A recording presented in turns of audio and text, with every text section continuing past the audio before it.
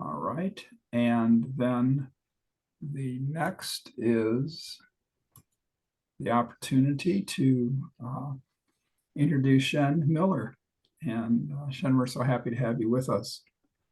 Um, they are going to share their reflections on their spiritual journey as a Gen Z youth. And Shen, one of the things you might do is to share with us what a Gen Z youth is, and we should get started.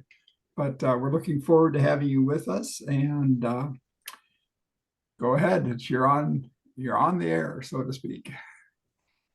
Thank you. Yeah, that's actually kind of what I was gonna do. So I'm Shen, if you don't know me. I am a Gen Z youth, which means I'm 17, anywhere a bit younger than me to the ages of people who are 15 till I think about in their 20s now.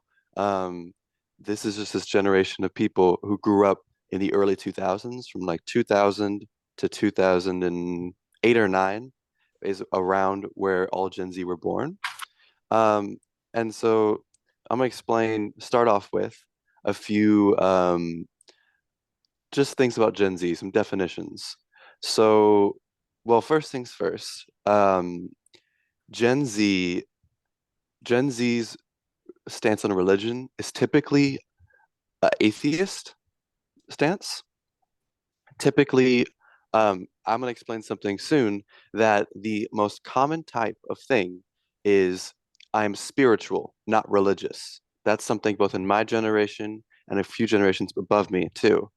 Um, and so one of my first things I'm going to do is separate spiritualism and religion to three categories.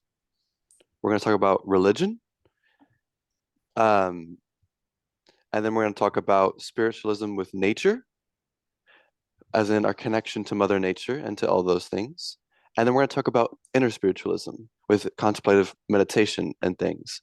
And that's just the three branches that Gen Z typically falls under. Some of us follow under all or a couple or none of the above. Um, so I'm going to start with religion. So Gen Z um, typically does not is not fond of religion in any form of sense, other than spiritualism. But I'll get to that. So one positive of religion that I've even experienced is community. I see community when it comes to religion, but a lot of negatives that people see and what people have told me is a lot for a lot of people, it's forced. They don't want to go, and they've been going since they were little, and they don't have the ability to have their own opinions on it. And so once they're able to, they step away. Um, Also, another problem is there are um, many branches of, for example, Christianity do not accept a lot of my generation for how we act, who we are. For example, me. And there are branches who would consider me to be going to hell just for being non-binary. And that draws a lot of people away. And their own personal experiences and traumas with religion has drawn the majority of my generation away because either their experiences with branches or anything have just made people afraid of religion or not like it. Um, and I can see this with I was talking with a good friend of mine the other day about religion, and from his personal experience, all he has seen is just some people, especially within Christianity, who take it upon themselves to bring hate to religion. And that's what scares a lot of people in my generation. They're afraid that they can't make their own decisions that they like because they're going to be told they're going to hell and going against what they do. One of the things I say a lot is there are more atheists who follow in Jesus's path of kindness than there are people who are Christian who follow Jesus's path of kindness. And that is crystal clear throughout Gen Z because there's not a lot of religious people, and a lot of them do things that would Jesus would not do and do not follow that path. Um, And I've separated them for Gen Z to three types of religious people from Christianity. There are, um, first, like I've been saying, there are Christians who do not follow his path of loving everyone. And we see a lot of those, especially here in Florida. And there's just a lot of these people who don't love one another and are not kind to one another in that sense, especially at my high school. Um, but then there's within this Christianity branch, there's different types. Um, so one of my friends, I'm in choir, and one of my friends, um, who's there, is an amazing person, kind, and I've I've just it's a, I'm lucky to be his friend. He's super kind and super sweet, but we have differences of opinion on that sense. Well, for example, he does not believe that that my pronouns exist. He calls me he, and I've accepted that as our friendship, and we both accepted that we're going to differentiate on that. But I mean, again, one focus with this is that we both look at each other as humans. Um, but it's just other other people when they see him in my generation, if when he says that, they don't take the time to speak about it as much. They will see they don't get accepted as who they are, and that's totally understandable. There are many in my generation who are just completely taken away by religion just because of not because of me or others. I get called quite often the token good Christian by my friends. It's I what they want someone to act like as Christian, someone who doesn't enforce their other beliefs. And that's another type within that branch.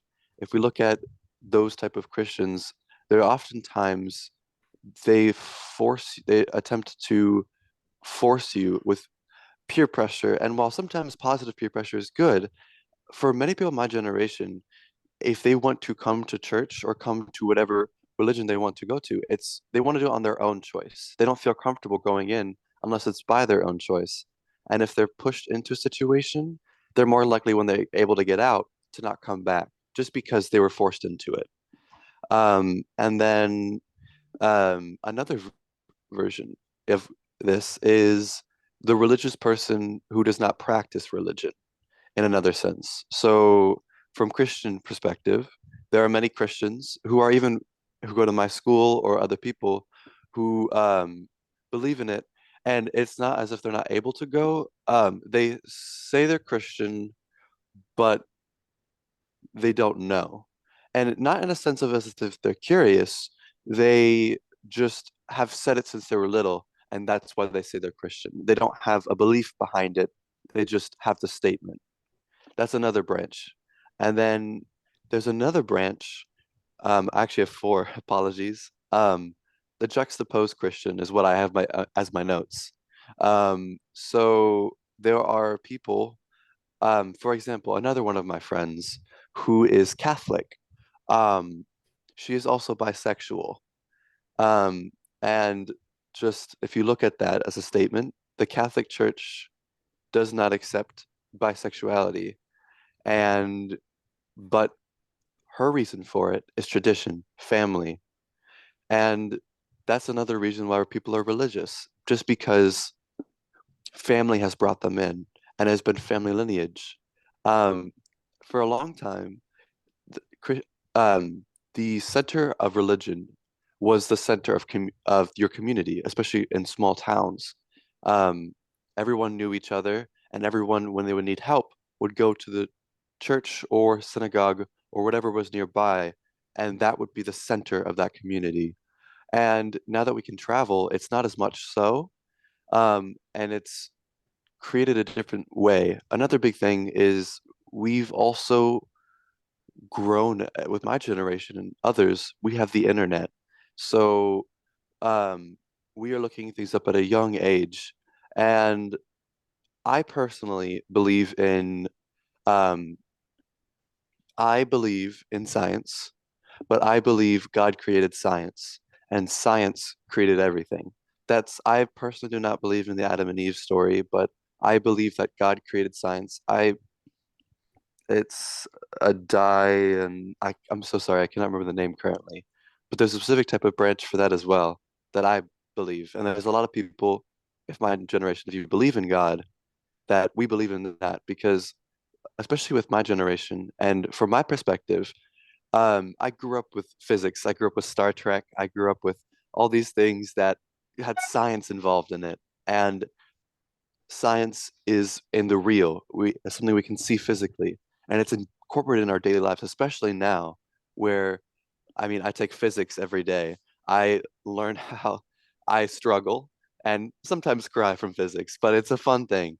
I get to see all these different how the real world and how God created all these things from a, and I believe in evolution, and I believe that God created science, which created evolution, because evolution's a beauty, and God created all that's beautiful. That's my perspective, and that's a lot of people's perspectives from my generation. And so now let's move on to, with that, part of going into it is spiritual, not religious. So my group of people in my generation, and most of my friends who are spiritual and not religious, for example, my own partner, they believe in spiritualism. They have believe in karma, in senses of that good can come to you if you come to others. And they also believe in ghosts and in things, what you do now can affect you afterwards. There is an afterlife, but they don't know. They don't know if there's a God or not. And a lot of people are curious. Something with my generation is we are very curious as people. When it comes to religion, we are questioning everything. That's why I personally, I enjoy the Episcopal Church, which is a branch I'm in, because we question everything. We are allowed to question everything. And that's what I do all the time. I question my own journey is still going. I'm only 17. And I think for the rest of my life, I will be questioning religion. Even if I still remain Christian, I will still be questioning where I come from and why I am who I am. Um, and with spiritualism comes another type of Gen Z spiritualism, nature. My generation cares about the environment. We have a large focus, a lot of us, for the environment. We care about it. We are connected to Mother Nature in that sense. And many people who are spiritual argue for Mother Nature. They think that everything comes from nature and then we from them. And something even within Christians is a care for nature. We need to make sure to care for our environment. And that's something that's rooted within my personal spiritual journey as well. Looking at other people, looking at the environment, looking at God's creation of everything, including our earth. Um, and that's something that's really important to our religion as a whole. We are, as Gen Z, are there's so much that defines us, especially because we grew up with the internet. And with internet comes so much, so much. And it spreads us so far apart. But something that a lot of us care about, because we're inheriting the earth, is to make sure we are able to keep inheriting and pass it on. That's something that's very, very important to all of us. Um, because we're 17, we still have another 70 plus years of life. And so within our spiritual workings is that we want to make sure that we have some place to inherit. Both this is within spiritualism and without of it, especially with Gen Z, we make sure that if we are talking about religion, our own beliefs come in as well. Um, and so another part of that is there is a third type, which is inner spiritualism. A lot of people practice in their own sense, not prayer and contemplative prayer, but they work with contemplative meditation. I, for one, I pray, But something I do even more often is I spend maybe 5 or 10 minutes, no screens on, just sitting there and thinking. We like to think a lot and we like to reflect. And we also, something that I've learned is that many people, my generation, are not Buddhist, but they look to Buddhists for meditation. I myself have read text from Buddhism just to see how to reflect and what to do. And I love tea and I love the reflection of tea with meditation. And what we do is going back to the internet, we have this access. So we incorporate different parts of different religions into our own life. We're not as much because have that privilege to be able to look at all these religions. It creates this melting pot of religions. So it's hard to describe, and that's part of my lesson is Gen Z is a melting pot because of our internet, because of what we have this access to everything. We can look at everything, look at every religion. I've studied bits of Muslim texts, how Muslims, I have friends that are Muslim, and talk to them, see how their religion works. I look at what the benefits and what could be helpful for my own personal life. I look at Christianity, different branches. I look at Buddhism, spiritualism, and I have friends of all religions. And one thing that's important to us is when it boils down to it, we're all human. And that's something that's very important within Gen Z because I know because of this diversification in my generation and because we're able to move so much that we have friends of everything. I have friends of all types of religions. And we talk about it a lot. And something I think everyone should learn from my generation is while we disagree on a lot of us disagree on a lot of different things. Going back to my friend, we disagree, but we talk about it. We help both of each other learn and allow each other to just have that back and forth. So I get to learn experiences when it comes to spiritualism, religion, politics, just anything. The best way, in my experience, to learn for a lot of people in my generation is to talk it over. Vision is something that people like when at education, but also the ability to talk it over with someone and just learn from each other is something that's very important, both in all aspects of our lives. Um, Pardon 1 second.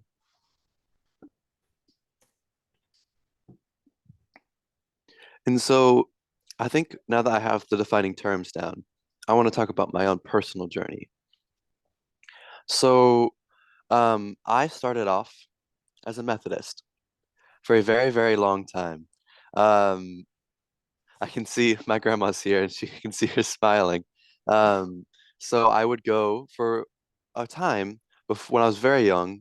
The most of the time I'd go to church, I'd go to my grandma's church. She would be leading service and we'd go in and then we'd go out as little kids, have Sunday school and learn little bits at a time. And then something I want to focus on for this part of my talking is my relation once we had joined something in our own community. Um, I- their names are the Pastor Hershey's is what I refer to them as. So when we went to church at the Methodist Church for a numerous amount of years. And at one point, the Methodist Church began to have a talk about LGBTQ rights. Something within, I know that a very significant chunk of my population is LGBTQ, whether it be any of the branches, even if you're just questioning your own sexuality, there are so many people that do that. And that's another turnoff, like I said, for people to religion is because you don't have the access to be yourself in religion. And so when the Methodist Church had its large overarching world um, meeting and they decided that it would not be the entirety of the church it's depending on where you're at, to whether or not you believe that people have the right to be themselves and not go to hell. That's basically what it boils down to. And when we saw that, we had been friends with them, family friends. I mean, I went to their house all the time. We played games, we had barbecues, all those things all the time. And then when we spoke to them, they believed that, as kind as they believed that you were going to hell if you were bisexual, queer, gay, a lesbian, any of it, you were going to go to hell for it. And that they loved you, but they didn't respect you for who you were. And that has a that echoes not just with my own personal experience, but when I talk to others, they just they're not accepted in their communities when it comes to religion. And it, especially us as younger people, when we are questioning everything, we have all these new ideologies. And when we're not accepted for who we are, we typically don't want to change as much. I mean, we learn a lot, but we don't want to change our opinions to fit in as much. We can always find other groups because we're online. If we don't want to find something here, we can go online and talk to other people. And that is what caused a lot of people my age to not become religious if they started religious. And it's there are many youth who are religious, and there are many youth who aren't religious but are afraid to even go to church. I know I've um when I've spoken to my own partner, all they've seen as someone from their side of perspective, outside of their nuclear family, everyone goes to church. They're Catholics. And what they see from their perspective of Catholicism is hate, is not acceptance of their own religion. I mean of their own being. And while they're loved, they're not accepted for who they are. And that hurts a lot of people. And that makes a lot of people not want to go to religion or to a lot of things with people outside of our generation.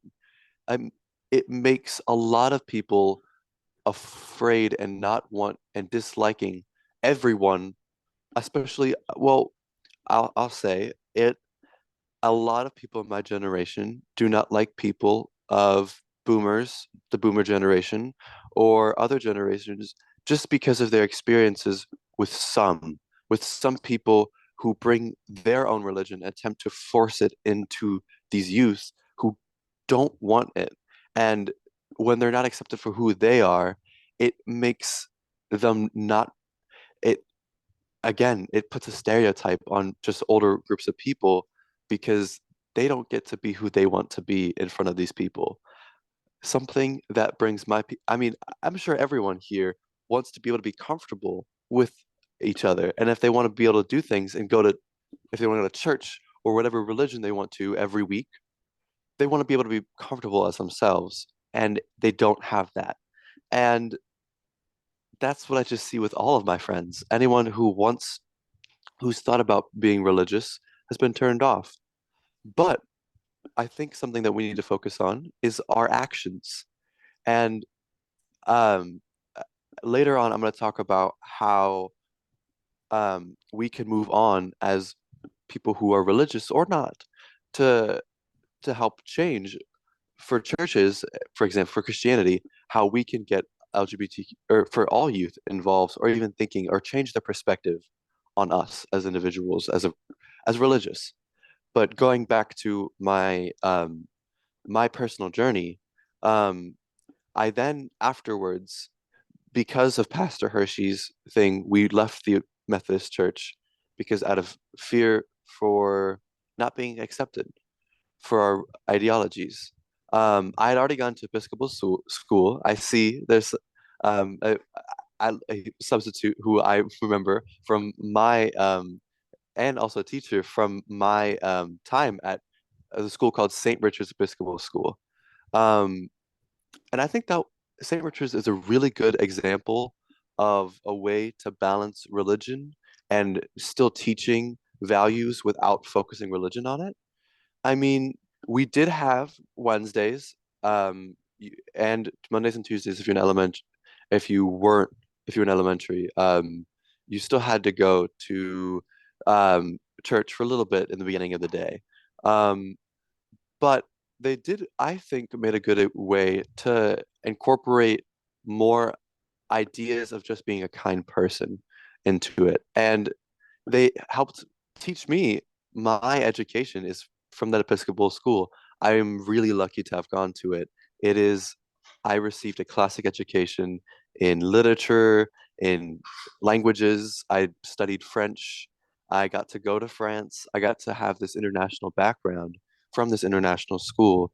And just, I'm really grateful for it. And because of that, I um, ended up getting to meet the bishop of the Episcopal Church in Indianapolis. And so when we had switched religions, she was very excited and helped connect us to our first church.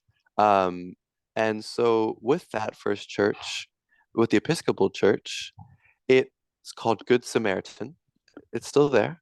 I got to see a different perspective on religion and something that I don't think a lot of youth know. Um, I mean, when I first came there, the first thing you could see is um the director of the church. The most important person in that church is a gay man who now works for a different church, but his name was Father Ben. And Father Gray, sorry, apologies. He uh he's just he helped open my eyes.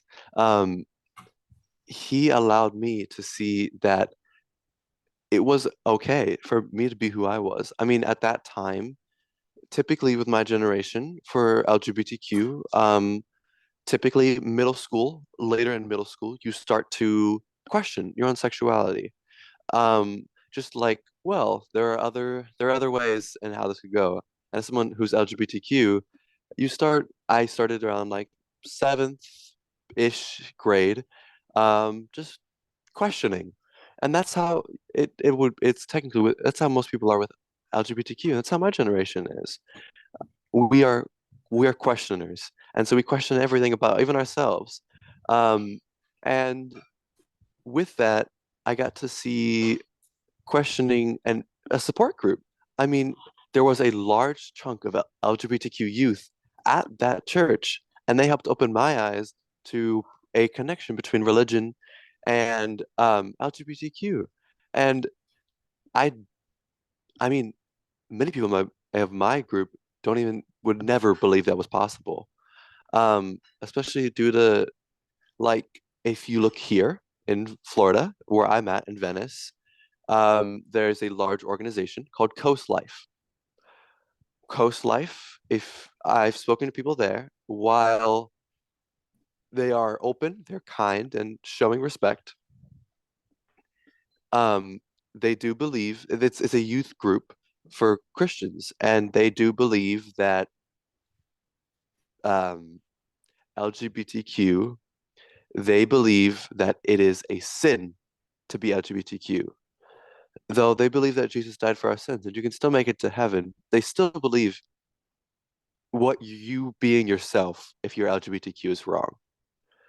And as people, many people who do not just believe that there's not a God, who have been on the fence before, when it comes to religion, it just puts them away. They don't want to be in a group that doesn't accept people for who they are.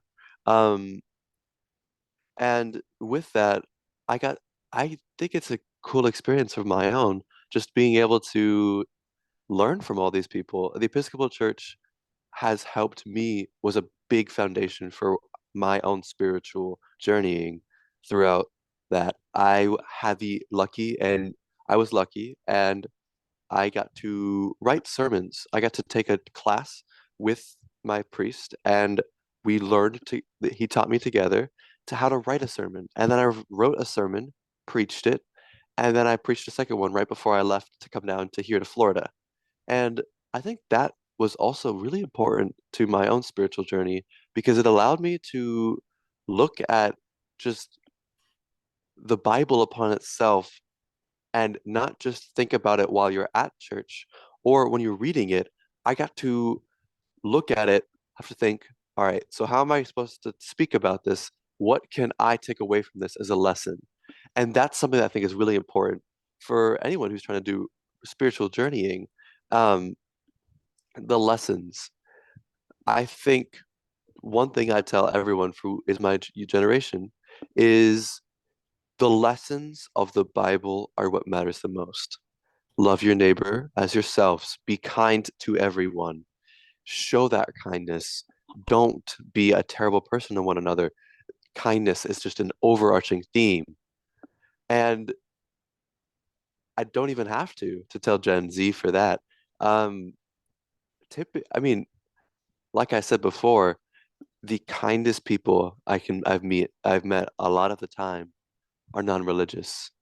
They do it out of they are showing Jesus's works without even needing to. And it because they're already doing it and there are these groups of Christians that don't follow it, when they clash and you don't get to see from my perspective, you can there are Christians that you don't like. And the miseducation within Gen Z when it comes to religion, some as well, is I know when I speak about religion, um, everyone believes the big head is Catholicism, and then everything comes from that. I don't know where they got it from, but it's what most people believe. And so, what they immediately see are people just seeing Catholics, and while there are many people who I know who are Catholic who are amazing people, and I have the utmost respect for them, and I look up to a few of them as well. Um, but what they see from the branch itself is they don't allow women to be priests.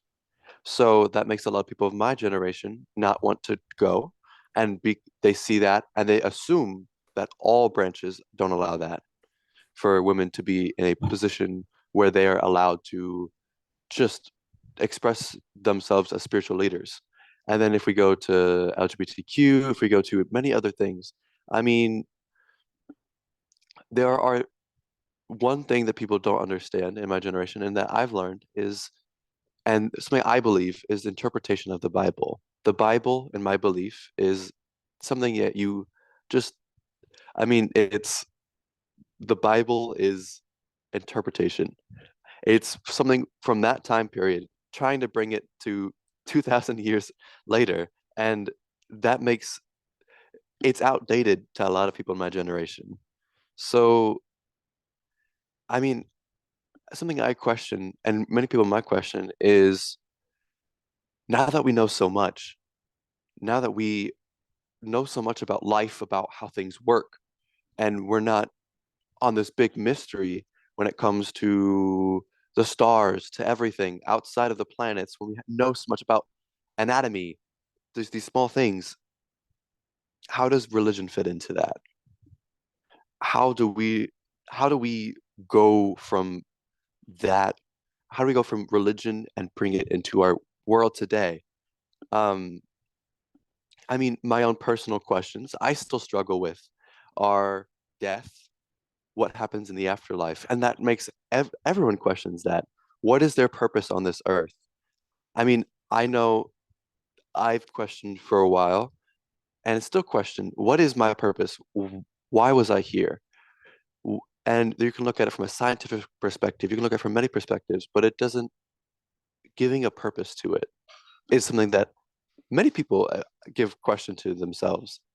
And then afterlife, what comes after death?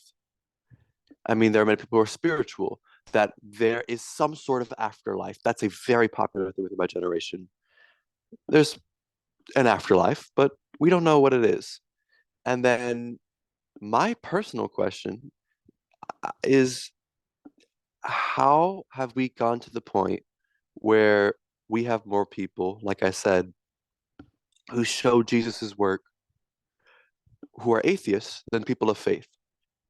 And that just makes me questions. And I've spoken about the differences of Episcopal Church. So I wanted to go now into, after looking at my own prayer and my own things and being able to look at things and see from my perspective how religion can be helpful and hurtful to people in my generation.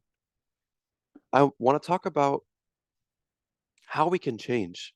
I'm just each of us how we can change. Something I wanted to add was how we can change as not necessarily any specific church, but as churches overall. I think a good example is my mother and I took part of BLM protests. There were three people there who were um, priests, and one of the other people there had been far against religion, and through their actions as part of BLM, and one important thing is not saying your religion as Gen Z, is just showing your faith by your actions. You don't need to say you're religious. You don't need to say, God told me to do it. You're saying, thank you for being here. I'm here for you. And yes, if they ask you, why are you here? You can say, part of it is because of my religion, but just showing up as a person and not showing up with the religion name tag. And you can have a shirt saying religion, but you're not enforcing the religion upon your actions. It's just those minute changes that make Gen Z, as my own perspective, love or hate what you're doing. And with that, that person is now in seminary school. Someone who hated religion is now in seminary school just because of what the church did, not even showing that they were a church. They were following Jesus's actions, and they were wearing the shirts so that they saw they were religious and that they were focusing on it, but their actions weren't focusing on their religion themselves. I know it's a bit hard to get the line between of what I'm saying, but I think what I'm trying to say is we need a change of ideology within the church from my perspective of spiritualism. Um, we need to get a whole group we need everyone to work together. I think one thing I love about the church is, and from my own experience with my own church, is we will give time, we will give, we will especially donate things, we'll give money, we will help people with our label as our brand, thinking about it as a religious perspective, that God told us to do this. But something I think if we want to get into Gen Z, into people like me, what people did to help me get into religion is we need to show these things without the need of religion to be involved. Like in the sense of we need to go to these events. Let's say we're going to an LGBTQ event. We should have a table set up, but what would be perfect for LGBTQ youth to show for us to see, just for them to be like, wow, these people are doing so much for the community without even focusing on religion, is just showing up and saying, how can I help? Not going off of what you would like to do, just showing up and saying, I'm here, do whatever you want me to do. I would love to help and just be a part of the community. And when I've seen it happen, people have asked, so why do you do what you do? And you're wearing the shirts, but you're not saying that, you're not putting religion into it unless they ask. And so you get to help them learn, wow, religion is good. Reli These people are helping show that religion can be a good thing. And that's something that's really, really important for the change of ideology. Like if you're hoping someone does, for when for going back to BLM, the Episcopal Church, downtown, what they did was they gave food. Excuse me, they gave food away, and they didn't say, here, God, they just gave food and said thank you. And that brought a lot of people into the religion just because they didn't force the religion in, but they were showing they were doing it out of their religion. If you understand what I'm saying, if you have questions afterwards, of course. Um, Another problem we have is just I think one thing we need to do as a religion personally is our first step is accepting everyone as humans. And I know the Episcopal Church does it, but we need to, as religious people, if we are, accept everyone here, everyone everywhere is a person, and that we need to move past that afterwards and respect everyone for how they believe. I mean, something I do like from our church is I have seen people been invited, and people at our church, my church, would love for if people just came and experienced it. Not even if they're religious, just to experience what a church would be like. Not and not enforcing their religion. That's something that brings Gen Z in, is if we can, going back to it, is showing we care, and my spiritual journey is showing that I care with kindness, without showing that it is within our religion, but without needing to show it. I mean, that's like my wrapping words is via my religious past and how I've interpreted the Bible, and through all the things I've done through contemplative prayer, contemplative meditation, all these things, the best way for for Gen Z is just so that we get we want to do things if we're included, if we're shown kindness, and yeah, kindness, kindness. Thank you.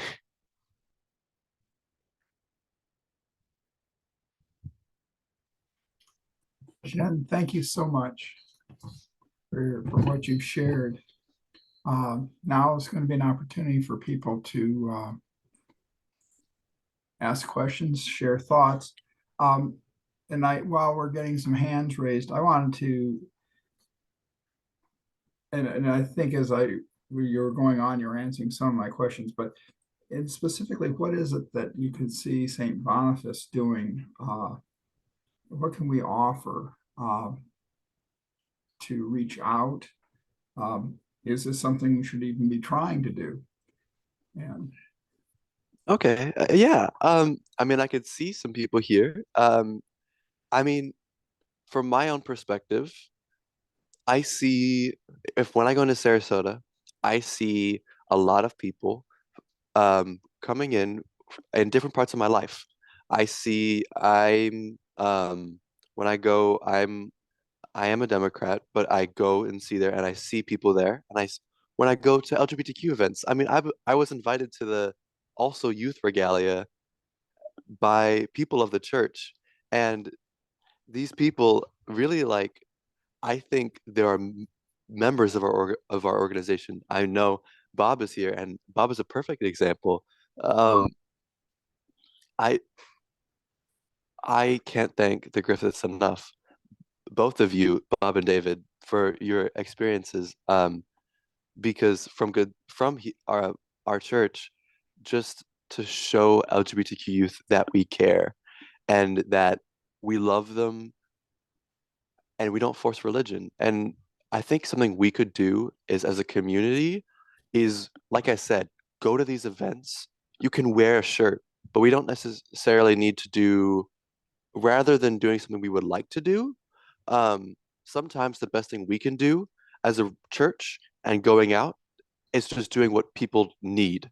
Just going out there saying, I'm here, I'm ready to get my hands dirty. I will do, yes, it is my religion, but I'm not going to talk about it unless you ask. Um, but I'm ready and here as a person to just go out and help with whatever you need me to do. thank you so much. And Bob, you do have your hand raised. Go ahead. Yeah, thank you so much, Shen. That was wonderful. And thank you for being so honest and direct with us. Um, what I want to say, I can't say in any reasonable amount of time. There are huge issues with scripture in translation. And stuff that is translated a certain way doesn't mean it's translated correctly. Remember, all the translations were done by committee, not done by a scholar. I don't know how many translations of the Bible I have. I studied New Testament Greek, and you have something called the aorist, middle aorist. In Hebrew, uh, a verb can have a sense of continuation rather than just a specific time. So it would be wonderful if our friend Michael Ivane could host a class on Bible translations, for example, homosexuality. There are 612 mitzvot, or commandments, in the Torah. One of them says that's a no-no. Another one says, if you find your wife committing adultery, you can stone her, you beat her to death, stone her to death. You can get your neighbors to help out. Wow. So, you have the do, you have the don't, and which one would you rather be part of?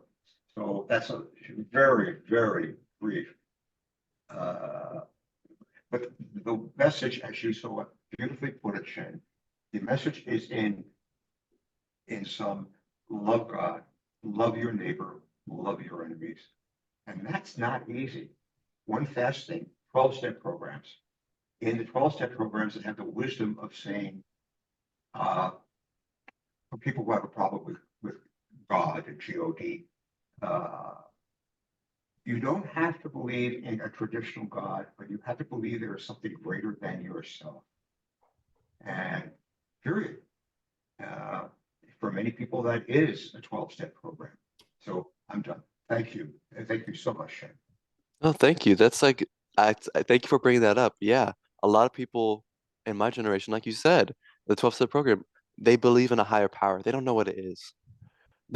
There's something there, but they don't know what to do with it. And I think they just don't have the access to talk to people. And like you said, like another one is I I know some of people work on Sundays, and technically in some translations that would be you're going to hell. If you wear a tattoo, you're going to hell.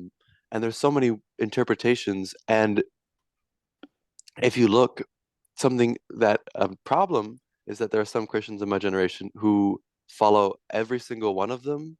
When I mean, if even if we look at tattoos, for example, the tattoos, I there was a story behind it I remember reading. The tattoos, it had a old translation meant for that time period, and it was understandable because what was going on during that time period was you were doing this. If you had tattoos, it would typically mean something else that you were writing. If you were talking about tattoos, I think it was if you wrote tattoos, it was you were typically tattooing yourself of a false god with different things, if I remember reading that correctly. But context is something that I think Bobby touched on really, really well. And I don't think Gen Z, I think like you said, we need to like something Gen Z needs to work on is from our perspective is going out and talking to those people to learn and not necessarily from our own experiences assuming from that everyone's the same when it comes to religion and that all of them have these 617 and that they all work. So thank you, Bob. All right, thank you. Anyone else want to raise their hands?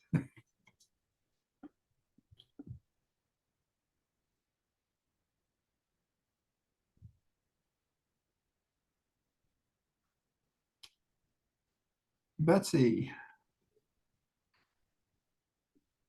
Jen, I was taking, first of all, thank you so much for the thoughtfulness you put into this and for being so genuine and authentic with us. That was very helpful. I took copious notes, and while I feel you saying that Gen X or excuse me, Gen Zers are pulling away and critical of so much of what they see in the church today, I find that a very hopeful statement, because it's anytime that happens within a large group, it makes everybody else sit up and take notice and say, what's the underlying message there? What do we need to be paying attention to? And so I think you're helping your generation, and your talk today are helping a lot of us get off of autopilot and just be a little bit more intentional.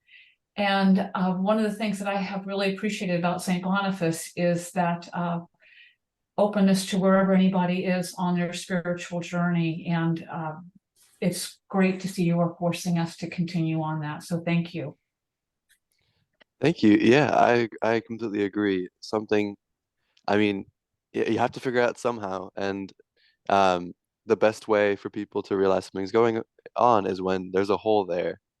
I mean, if we look at it, sometimes it's just reaching out, but if we look at Dayspring and things, sometimes they do have shorter numbers because youth are not wanting to necessarily go as much. And I think thank you. You said it perfectly. Thank you. All right. Thank you, Betsy. Michael and Rita have their hand raised. We do, but let's have Brenda up. Her hand's raised. So Brenda, if you want to turn off mute, or as if it's Brenda and Willie, I'm not sure who's all behind there you go. Hi. Shen, I wanted to say thank you for your time and your thoughts, and just all you've done at church to bring forward the LGBTQ community for St. Boniface. My husband Willie and I have been at St. Boniface almost 2 years now. We're trying to get a little more plugged in and active. We moved here from Washington, D.C., and we were active members at St. John's Lafayette Church. And if you're not familiar with that, it's the little yellow church in front of the White House. So we were thrown into the Black Lives Matter movement because it happened literally in front of our church.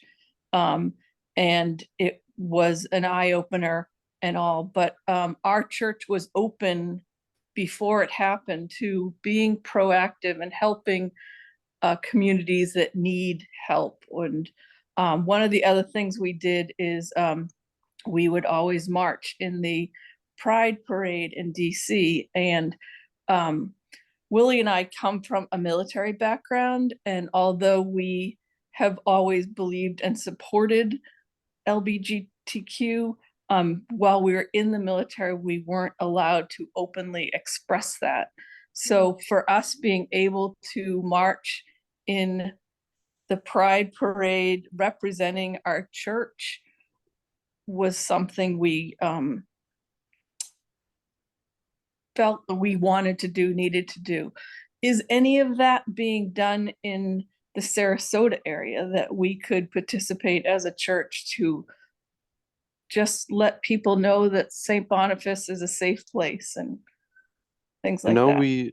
I'm on the board for LGBTQ youth like outreach.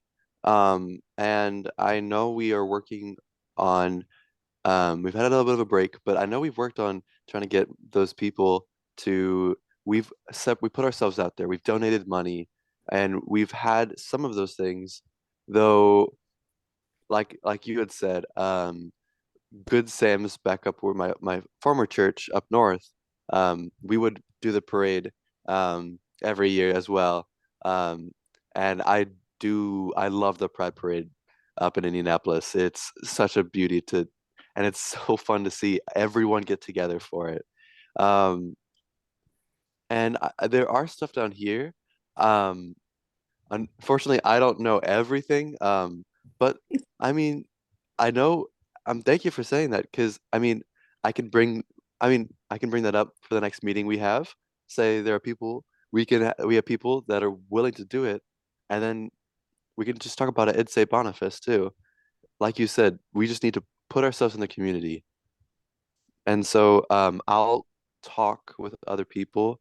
I won't be there this Sunday. I have work, but uh I'll be, I think next Sunday or the Sunday after I'll be back. So I will be um I'll let everyone know, and I'll make sure that the word gets spread that you are one to spread as well. Thank you.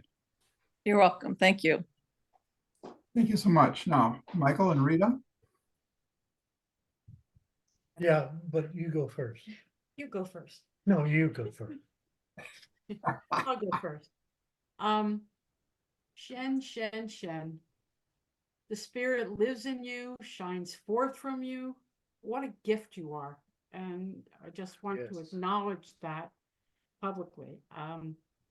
The things that you've said, you have a wisdom that has taken many of us here a long, long time to get to, mostly because we were acculturated very differently. The fact of one of the important things too, well, you said so many important things, I don't think I could even enumerate them. Betsy and I will compare our copious notes later. But one of the things that hit me was that the simplicity, that somehow Gen Z got to the simplicity of the gospel without all of the claptrap that the rest of us have to unlearn, to do that. And the fact that you could bring us to that accountability in literally such a sweet way, I commend you for it. I also think that that phrase that you use about showing up, and listening to Brenda saying, they were able in Washington to march in the Pride Parade. That's showing up. I think the part of the gap at Boniface is some of us don't know where to show up to. And we need to keep that dialogue, your sense of what could be accomplished by talking about it is just incredible and a good reminder. I'm older than a boomer, I don't look it. I have a good man, but for us to, we don't always know how to begin a conversation because we have all that stuff. So perhaps maybe in talking with your friends and those people that you have conversation is to be not so afraid to respond to us. I was hesitant way back when to ask you about upper prayer and doing this, mainly because I know I'm, I'm gray. And younger people don't always believe that we are as interested as we are. And so on behalf of Gen Z, how can you get that word out that we can cooperate, we can do things together, that we're open to the dialogue? That's a good question. The hard part, the hard part, like you said, is breaking that gap. It's a hard gap to break, especially with everything going on in the world right now. The differences of opinions in every sense of the way. We, as Gen Z, there's a bajillion different opinions we have, and there's different opinions compared to others. It could, for example, we could look at it from a perspective of, the TikTok ban going through. That's just the first thing that popped up in my brain. There are Gen Z people who feel as if we're out of touch with, Congress as itself. That's just one perspective, outside of religion, where we feel as if we're not being represented as much, just because we feel as if the government, wisdom comes from experience, but sometimes we need to see the different perspectives, from our generations. And while, yes, there's some people in Florida, in Orlando, who are very young, who are in the Florida representative government. I got to meet one of them. It was very, very lucky for me. The hardest part is bridging that gap, because it's been such a wide gap. So if we're going to do it in a religious sense, first we need to do it in a sense of just finding a way that we can amicability. We need to be on the same level first before we can make it to that religious stage. Because I know something with, obviously we're teenagers, so obviously we always want to be on the same level as everyone. Um, but it is important for even the older members of my generation that if we're going to work something out, we have to see eye to eye. You're not going, and um, the hard part from my perspective is I try to teach people that religion isn't all bad. Um, is it's gonna take everyone working together as a community for a very long time. It's a very long project, and it can't be done in a day. It's going to be our lifetimes working to fix what had already happened. I mean, like maybe lifetimes is a bit extreme, but it will take years to just break what has already happened. There's a system of just difference between the generations, and we need to break that first. And it'll take a while. So I don't have an exact answer, but I hope I helped in some way. Yeah. Thank you. The other part of that, Shen, is the emphasis you put on interspiritualism. Uh, you're not alone as Gen Z, because the older generation has been talking much more about interspirituality. And the problem is we're not talking to one another about that, because I think Gen Z may think we don't talk about that interspirituality. But you take somebody like Thomas Merton, the older he got, the more he got involved in Buddhist awareness and the Eastern traditions, and try to incorporate them into his spirituality. And that happened with a lot of other people. And I think what you're talking about just now is going to take a long time for your generation and my generation to really talk to one another, because we have a lot to share. Because I'm as curious as you are to find out about Eastern religions, and even more importantly, Native American spirituality, which is so phenomenal about the spirit, the great spirit. And I had the good fortune of actually meeting some people in Native American spirituality, Navajo in particular. And wow, what an experience. And, you know, the more curious we are at any age, the more we're going to keep learning and incorporating. In fact, I had one Native American woman tell me when I was on this particular journey, she was saying, you're going to learn a lot of things, but don't become one of us. Incorporate whatever you learn that's good into your own religious belief or spiritual beliefs.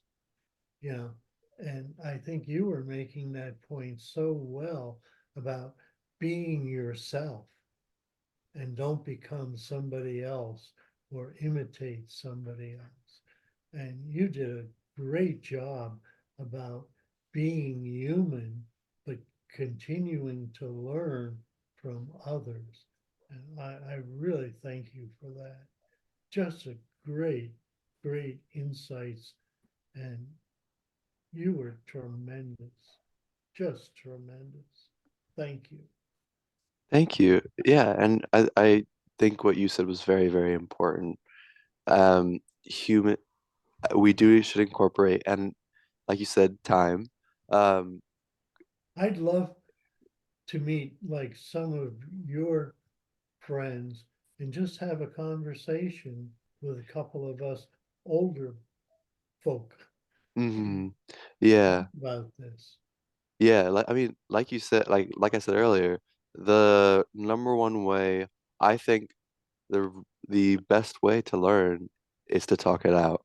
And to grow as a person, you have to have two different sides. And the best way to learn is like, even even if you don't end up agreeing with anything they say, you have learned a new perspective against what you believe. Or most of the time, you end up, if you truly listen, you end up learning something you didn't know and something that you can incorporate to yourself. Yes. And that is something that, I mean, we talk about religion as a group, but I mean something that all generations have problem with sometime as us humans is just meeting at the table. Yeah, I'd be more interested in learning about spiritual journey than even religion myself. Hmm. Yeah, that's a good, yeah. I mean, there's plenty of people who focus on, like I said, the spiritual aspect of it, especially my age, where it's just being one with nature, being one with yourself. Those are two very important things for a lot of people, my friends in particular. Yeah. And as you were saying, even about the environment, you want to have a heritage, and the way things are going right now, well, I can understand maybe some of the fears that you would have about what's going to be left of Mother Earth, you know, because it's Yeah, looking bleak at times. that is something that we do. I mean, for a long time, things have been looking bleak for many generations, and many generations, it's been, from at least from my perspective of what I've heard, um, it's been a lot of time. It's been bleak, and one thing I've learned in particular that not everyone in Gen Z learns, that while there are crises, there's things going wrong. It's a pendulum. It'll swing one way and swing back the other, and it'll keep swinging back and forth. That's something I've learned from others outside of my generation. But yeah, there are worries that it could end up with everything going wrong and there wouldn't be any life. And that does scare a lot of us too. Thank you. Um, Shen, one of the thoughts that I had as you were talking about bridging the gap uh, was for us to look at the commonalities. when you said that, you know, you were having difficulty, you know, with Congress not hearing you, that's a commonality that all of us face. Um, but it's to find those areas where we have common concerns or common issues. Uh, and then it's, I think, the importance of listening deeply with an open heart to hear what people are saying, be willing to be changed, you know, have our minds changed as we listen. But I wanted to thank you. Is there anyone else who has anything they want to share? All right. Well, Shen, thank you so much. This has been terrific. Of course. Uh, Thank you. We've got this recorded, and I'm going to suggest that the vestry should be listening to this recording as well, because I think it's can be an eye opener for many of us. And again, thank you so much for what you've shared. Of course. Thank you. All right. Thank you for letting me do this. Oh, it's our pleasure. And next May, it'll be Reed Farrell talking about peace and war. And again, thank you all for attending, and blessings. Yeah.